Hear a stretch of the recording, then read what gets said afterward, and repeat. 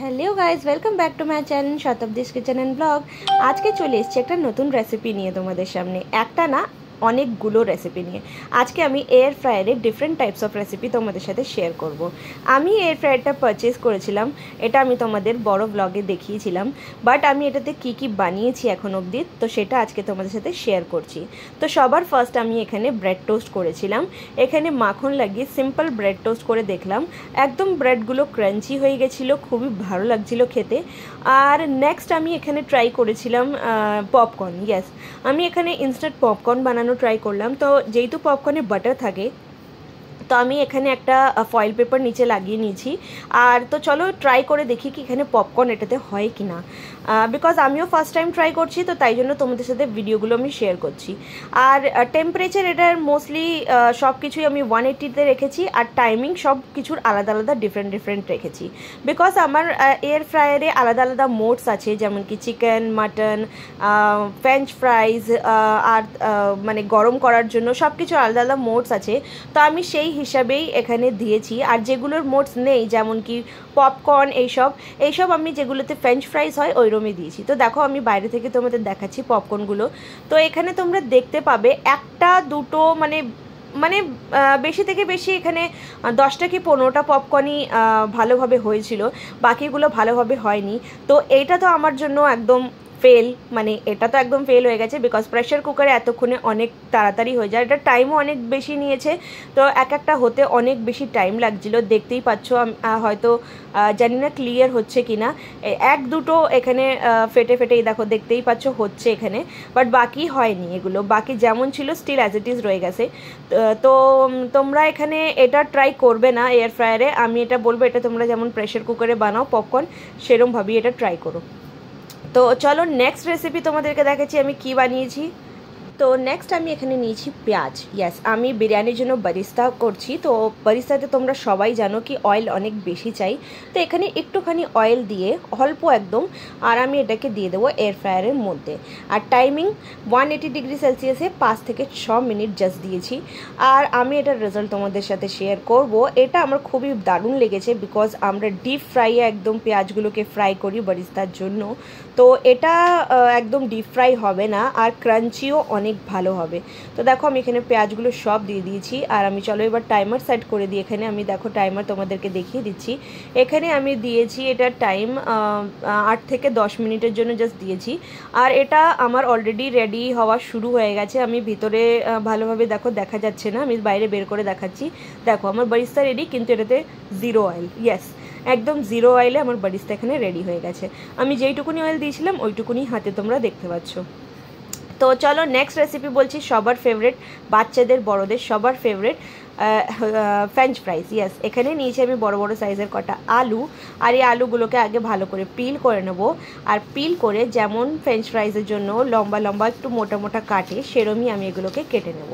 তো চলো আগে এগুলোকে ভালোভাবে ফ্রেশ করে পিল করে ধুয়ে তারপরে কেটে নিই।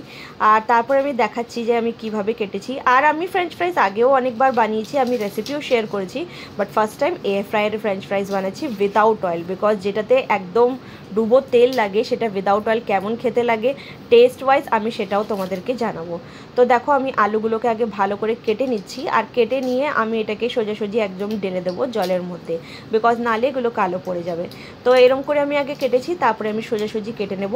তোমরা যেমন ইচ্ছা করে কাটতে পারো, বিকজ ফ্রেঞ্চ ফ্রাইজের আলুটা একটু লম্বা লম্বা কাটলেই ভালো লাগে যদিও। তো চলো এগুলোকে আগে ভালো করে কেটে নিই, আর এগুলোকে আমি জলের মধ্যে দিয়ে দেবো। তো এরপর আমি তোমাদেরকে দেখাচ্ছি নেক্সট প্রসেস কী করে করতে হবে। তো এগুলোকে জলে দিয়ে, তো এর মধ্যে কোনো নুন বা কিছুই দিতে হবে না, এগুলোকে ভালো করে ওয়াশ করে নিতে হবে, এর ভালো করে স্টার্চটা বের করে দিতে হবে। 1 থেকে 2 বার 4 বার যতবার তোমরা পাবে 4-5 বার ভালো করে এগুলোকে ধুয়ে নিতে হবে। আর একটুখানি একটা যে কোনো কাপড়ের উপরে, ভালো পরিষ্কার কাপড়ের উপরে এটাকে মানে জলটা যে আছে একটুখানি শুকিয়ে নিতে হবে, বেশি শুকানোর দরকার নেই। তো দেখো আমিও 1-2 বার আই থিঙ্ক 3-4 বার ধুয়ে নিয়েছি অলরেডি। তো আমি তোমাদের সাথে শেয়ার করছি। এখনও দেখো কত স্টার্চ আছে এখানে আলুর মধ্যে। তো দেখো আমার এখানে আলু একদম ফ্রেশ হয়ে গেছে।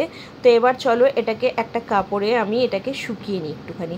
তো আমি অল্প একটু শুকিয়ে নিয়েছি, বেশি শোকানোরও দরকার নেই, কেউ কেউ চাইলে শোকানোর দরকারও নেই, একটা প্লেটে ছড়িয়ে দেবে, জাস্ট হাওয়ায় রেখে দিলে একটুখানি সময় অবধি টাইম দিলে শুকিয়ে যাবে। তো আমি তাড়াতাড়ি করে করছি, তো তাই জন্য তোমাদের সাথে এটা শেয়ার করলাম। তো নর্মাল ফ্রেঞ্চ ফ্রাইজ আমরা যেমন বানাই এইরকম করেই বানাই মোস্টলি, বাট ওটাতে আরও কিছু ইনগ্রিডিয়েন্টস পড়ে বা অন্য কিছু পড়ে, আমি তোমাদের সেটাও শেয়ার করব, আগে দেখাবো। তো এখানে দেখো আলুগুলো একদম আমার ড্রাই হয়ে গেছে। আর এরপর আমি করব নেক্সট প্রসেস। আমি এখানে একটুখানি জাস্ট অয়েল দিয়ে দিলাম, রিফাইন্ড অয়েল, অল্প, একদম নামমাত্র যেটাকে বলা হয়। আর যাতে এই অয়েলটা যেন একটুখানি এই জন্য দিতে হয়, বিকজ এয়ার ফ্রায়ারের মধ্যে কিছু দেওয়ার আগে হালকা অয়েল এই জন্য দিতে হয়, বিকজ ওখানে না চিপকে যায়, নাহলে অনেক কিছুই চিপকে যেতে পারে। তো যাতে ওই জিনিসটা না হয়, তো তাই জন্য এই একটুখানি অয়েল দিতে হয়। তো চলো, এয়ার ফ্রায়ার আমি কোনো প্রিহিট করিনি, কিছু করিনি। অনেকেই আমি দেখেছি এটা প্রিহিট করেছে, বাট আমি এটা উইদাউট প্রিহিটই করছি। তো আমি এখানে দেখো আলুগুলো দিয়ে দিলাম, আর নুন একদম দেবো না, নুন আমি একদম পরে অ্যাড করব। তো এগুলোকে একটু ছড়িয়ে দিলাম, আর তারপর আমি এই আলুগুলো দিয়ে দেবো এয়ার ফ্রায়ারের মধ্যে। আর টেম্পারেচারও আমি তোমাদেরকে শো করে দেবো কি আমি কত টেম্পারেচারে করেছি। তো আমি যেহেতু ফার্স্ট টাইম ইউজ করছি সব কিছু, এয়ার ফ্রায়ারের এটা ফার্স্ট টাইম আমার, তো আমিও শিখেই করছি, আমিও দেখেই করছি কি কীভাবে করতে হয় না করতে হয়। আর আমি আরও অনেক রেসিপিস তোমাদের সাথে শেয়ার করব, আমি এয়ার ফ্রায়ারে আরও কী বানিয়েছি না বানিয়েছি। তো এরপরেও আমি বানিয়েছিলাম, আমি এটা 180 ডিগ্রিতে আমি 45 মিনিটসের জন্য দিয়ে দিলাম। তো এটা 45 মিনিটসের একদম রেডি হয়ে যাবে। এখান থেকে দেখা যাচ্ছে কিনা জানি না, বিকজ একটা লাইট জ্বলে, তো তাই জন্য। তো দেখো আমার ফ্রেঞ্চ ফ্রাইজ একদম রেডি উইদাউট অয়েল। তো এবারে এর উপরে যা দিতে চাও, নুন তো অবভিয়াসলি দিতেই হবে, আর অরিগানো কেউ দিতে চাইলে, চিলি ফ্লেক্স দিতে চাইলে দিয়ে খেতে পারো।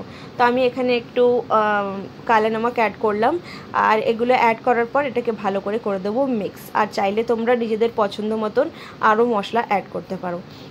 তো আমার ফ্রেঞ্চ ফ্রাইজ একদম রেডি হয়ে গেছে, আর খেতেও কিন্তু অনেক ক্রিস্পি হয়েছিল, দারুণ হয়েছিল খেতে, একদম কোনো লাগছিল না কি এটা একদম তেলে ফ্রাই না। তো এই রেসিপিটা তোমাদের কেমন লাগলো জানিও, আর আমার এই রেসিপিসগুলো কেমন লাগছে এটাও জানিও। তো আমি নেক্সট এখানে কি বানাচ্ছি, তো নেক্সট আমি তোমাদের সাথে অলরেডি শেয়ার করেছি বড় ভিডিও। ইয়েস, আমি বানিয়েছিলাম গার্লিক ব্রেড, ডমিনোজে যেমন গার্লিক ব্রেড হয়, তো আমি সেটা কিভাবে বানিয়েছিলাম সেটা তো একটুখানি আমি তোমাদের দেখিয়ে দিচ্ছি। আমি পুরো ভিডিও অলরেডি শেয়ার করেছি। আমি এই ডোটা আগে থেকেই বানিয়ে রেখেছিলাম ইস্ট দিয়ে, আর এটা জাস্ট 1 ঘন্টা রেখে দিয়েছিলাম। আর তারপরে ময়দা আছে, ইস্ট আছে, আর এটাতে একটুখানি নুন আর একটুখানি চিনি দিয়েছিলাম। এটাকে ভালো করে একটু বেশি পাতলা করতে হবে না। আর এখানে আছে বাটার, ধনেপাতা আর গার্লিক, ইয়াস, রসুন। তো এগুলোকে ভালো করে এটাতে স্প্রেড করে দেবো। আর স্প্রেড করে দিয়ে তারপর যেমন আমি গার্লিক ব্রেড যেমন বানাই, যেমন ফোল্ড করে বানাই, তো সেরকম করব। তো তোমরা চাইলে যেমন মর্জি করে করতে পারো, এটা ভিতরেও দিতে পারো, কেউ কেউ উপরেও দেয়। তো আমি এটা ভিতরেও দিয়েছি, একটুখানি উপরেও দেবো, বিকজ উপর থেকেও এটা ক্রিস্পি হবে আর বাটারের আর গার্লিকের টেস্টটা আসবে।